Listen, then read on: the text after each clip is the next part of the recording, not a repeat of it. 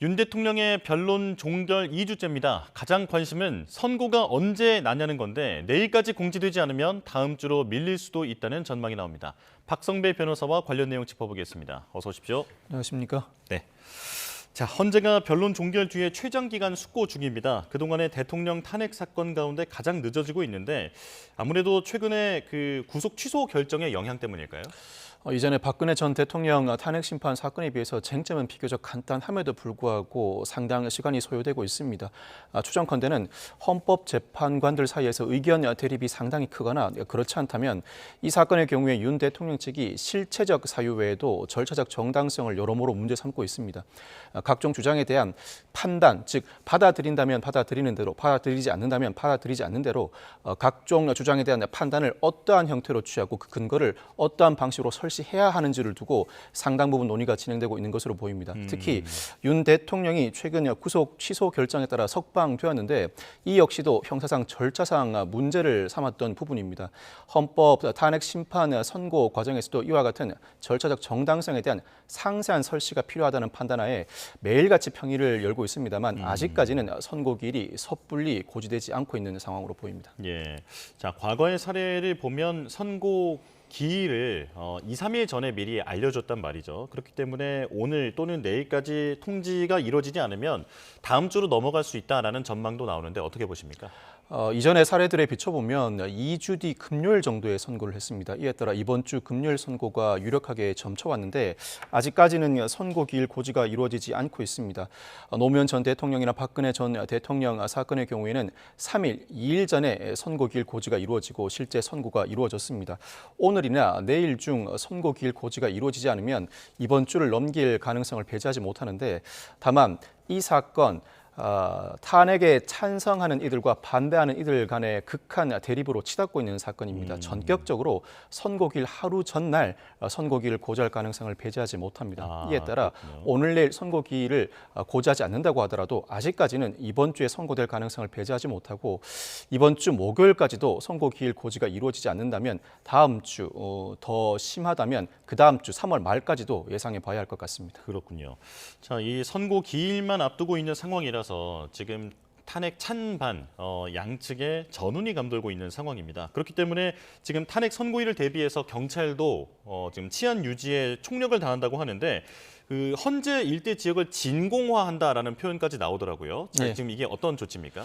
헌재 일대 반경 100m 내부에 선고 기일에는 헌재 판결 선고와 무관한 이들의 출입 자체를 제한하는 것입니다. 예. 즉 100m 반경 이내에는 사람이 없게 한다는 조치를 취한다는 말인데 뿐만 아니라 전국 경찰 10명 중 1명을 투입하고 경찰서장만 8명을 투입하는 방안을 거론 중입니다. 이른바 경찰의 각종 비상조치 중 가장 중한 비상조치인 가포 비상 발령을 검토 중이라는 의미입니다. 그 외에도 유해조수 구제용 총기 출고 금지도 검토 중입니다. 지난 박근혜 전 대통령 탄핵 심판 선고 당시에도 이 조치가 이루어진 바 있는데 이 유해조수 구제용 총기 사용 허가를 받은 이들은 수렵 기간이나 그 기간이 아니어도 농작물 피해가 발생될 것이 예상되는 경우에는 이 허가를 받아서 이 총기를 직접 반출해 사용해 올 수 있습니다.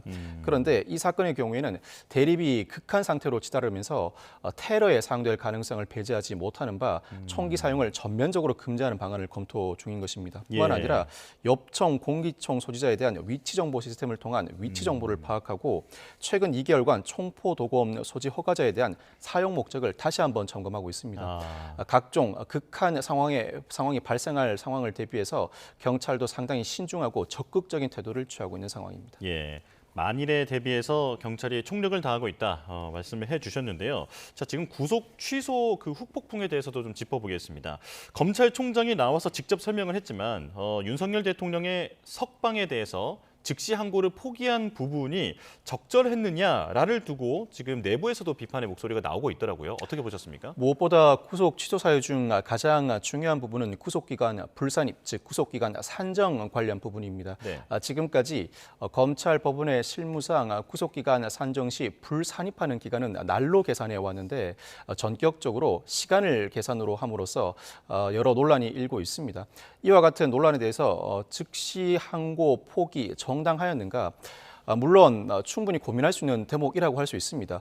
무엇보다 보석 구속 집행 정지 취소 결정에 대해서 과거 즉시 항고권이 위헌이라는 헌법재판소 결정이 있었던 만큼 구속 취소는 그보다 더 위법성이 중하다고 할 수 있습니다. 예. 이에 따라서 즉시 항고권을 행사해 구속 취소에 따른 석방 결정이 보류된다면 그 위법성이 더 중하다는 고민 끝에 즉시 항고를 포기할 수 있습니다. 그렇지만 기존의 사례들과는 달리 이 사건의 경우에는 무엇보다 구속 취소 사유가 구속기간 불산입과 관련된 계산을 방점에 두고 있습니다. 즉 기존의 실무례와 다른 구속기간 계산과 관련된 새로운 해석인데 이 해석은 사실 상급 법원의 판단을 받아봐야 하는 대목이기도 합니다. 예. 당장 일선에서 큰 혼란이 야기되고 있는 만큼 이례적인 이 판단에 대해서 물론 법원은 이 수사 과정의 적법성 의문의 여지를 해소한다는 차원이지만 검찰로서는 구속영장을 청구해 발부받은 입장인 만큼 상급 법원의 판단을 받아보았어야 한다는 지적도 충분히 일리가 있습니다. 예. 이에 따라 일선의 혼란을 어떤 방식으로 잠재울지 그 논란, 나아가서 일선의 혼란이 지속되는 모습이라고 할 수 있습니다. 예.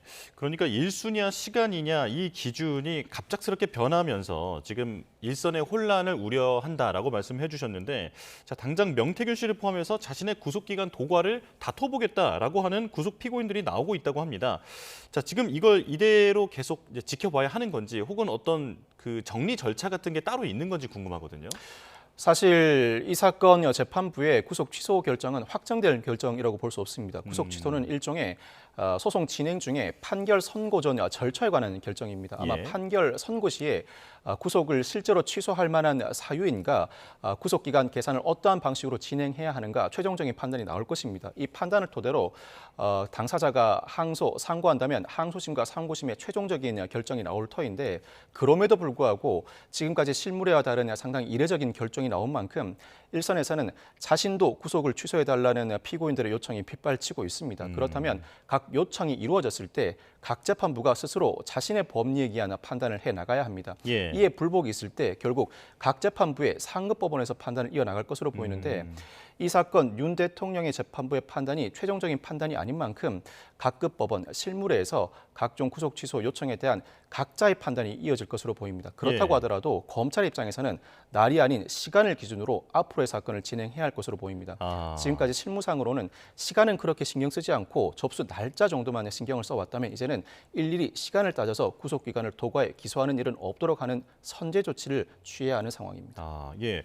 근데 변호사님 말씀 들어보면 그렇다면 이런 구속 기간 도과를 다투는 어떤 구속 피고인들이 그 판단을 하는 판사들마다 시간이나 날짜에 대한 판단이 좀 달라질 수도 있다라고 들리는데요. 어떻게 그렇지만 통상 여타 사건에서 이와 같은 구속 취소 청구가 있음을 전제로 한다면 예. 기존과 동일한 판단이 이루어질 가능성이 높습니다. 그동안 수십 년간 실무상으로 이 실무는 검찰뿐만 아니라 법원의 실무이기도 합니다. 구속기간 불산입 산정과 관련해 시간이 아니라 날을 기준으로 해온 만큼 일선의 하급심의 재판부는 그대로 날을 기준으로 해야 한다는 이유로 구속 취소를 받아들이지 않을 가능성이 있습니다. 예. 이에 불복하는 절차가 이어진다면 결국 상급시 법원의 판단을 받을 것이고 결국은 대법원이 재항고 절차를 통해 최종적인 판단, 그동안의 실무 관행이 형사소송법 해석에 부합하는지 최종적인 판단을 해줄 것으로 전망합니다. 예, 말 그대로 혼란이 지금 일어난 상황이다라고 볼 수 있겠는데요. 자, 정치권은 지금 공방을 벌이고 있는데 여당은 검찰의 공수처장을 불법 수사를 한 주체다라고 고발을 하고요. 그리고 야당은 공수처에 검찰총장을 이 석방 사태에 대해서 책임져라 혹은 심지어는 기획한 것 아니냐라고 하는 의심을 하면서 검찰총장을 고발하기도 했습니다. 자, 지금 양쪽의 주장을 한번 정리해 주실까요? 검찰에 고발된 공수처장은 직권 남용 혐의로, 공수처에 고발된 검찰총장은 역시 직권 남용 혐의로 고발이 됐습니다. 예. 각자가 적절한 조치를 취하지 않음으로써 윤 대통령이 석방되기에 이르렀다는 주장으로 보입니다. 그렇지만 이와 같은 각종 고발은 실제로 직무상 부적절한 조치가 취해졌다고 하더라도 형사처벌을 받을 만큼 입증을 해내기는 쉽지 않을 것으로 보입니다. 그렇지만 구속기간을 도과해 기소하였다는 검찰로서는 가장 크게 신경 쓰는 부분을 놓침으로 인해서 피고인이 석방되는 상당히 이례적인 상황이 발생했습니다. 누군가는 법적인 처벌 여부를 떠나서 책임을 져야 하는 상황임은 분명해 보입니다.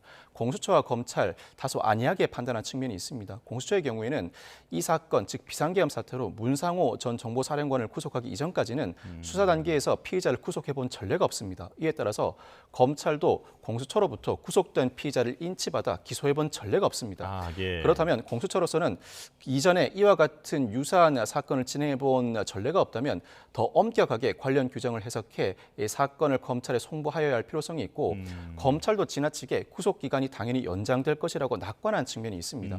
구속 기간이 연장되지 않을 가능성에 대비해서 무엇보다 윤 대통령 측이 절차적 문제를 이전부터 여러모로 지적해 오고 있었던 만큼 날이 아니라 시간을 기준으로 계산하는 등 보다 더 엄격하게 관련 규정을 해석해야 할 책임이 있었는데 결국 법원의 해석 여지에 따라 윤 대통령이 구속 기소되었음에도 불구하고 중간에 석방되고 말았습니다. 검찰총장이 되었든 공수처장이 되었든 어떤 직급에 기한 어떤 인물이건 이 사건과 관련해 법적 책임 여부를 떠나서 책임을 져야 함은 자명하다고 보여집니다. 예. 자, 지금 이번 법원의 구속 취소 결정으로 이제 윤석열 대통령이 내란 혐의 재판을 불구속 상태에서 받게 됐습니다. 자, 그런데 구속 상태가 아닌 불구속 상태다 보니까 이제 1심 선고가 예상보다 길어질 수 있다라고 하는 얘기도 나오고요. 또 심지어는 공소 기각까지 거론되고 있는 상황인데 어떤 상황입니까? 공소 기각을 할 사유인지를 두고 갑론을박이 벌어지고 있습니다. 네. 이 공소 기각 판결은 공소 제기 절차가 법률의 규정에 위반해 무효인 경우에 선고됩니다. 대표적으로는 공소 제기권이 없는 자가 공소를 제기했거나 그 방식에 중대한 하자가 있는 경우입니다. 예를 들어 예. 피고인이 특정되지 않았거나 공소 사실이 전혀 특정되지 않은 경우에 공소 기각 판결을 선고합니다. 수사의 위법성이 공소 기각 판결 사유인지를 두고는 다소 그 사례가 엇갈립니다. 예를 들어서 불법 연행한 사안의 경우에 불법 연행으로 인해 그 이후에 수집된 증거는 위법 수집 증거라고 할 수 있지만 예. 불법 연행으로 수사가 이어져 왔다는 사유만으로 공소기각 판결 사유가 아니라는 판례도 존재합니다만 그 반면에 범위 유발형 함정 수사, 이 죄를 범할 의사가 없는 피의자를 상대로 그 범위를 유발해 죄를 범하게 하고 입건한 사건의 경우에는 그 수사 자체가 중대한 위법이므로 이에 공소제기 절차가 법률의 규정에 위반하였다는 이유로 공소기각 판결을 선고하는 판례도 존재합니다. 예. 이 사건 수사권이 존재하지 않음을 전제로 한다면 과연 공소제기 절차가 법률의 규정에 반하여 무효인가 공소기각 판결인가도 역시 본안 재판을 담당하는 이 사건 재판부가 담당해야 할 몫으로 보여집니다. 그렇군요. 자, 마지막으로 지금 김용현 전 국방부 장관 그리고 노상원 전 정보사령관 등의 재판이 병합된 상황이죠. 하지만 윤 대통령 사건은 아직 결정 전입니다. 자, 재판 병합 전망은 어떻습니까?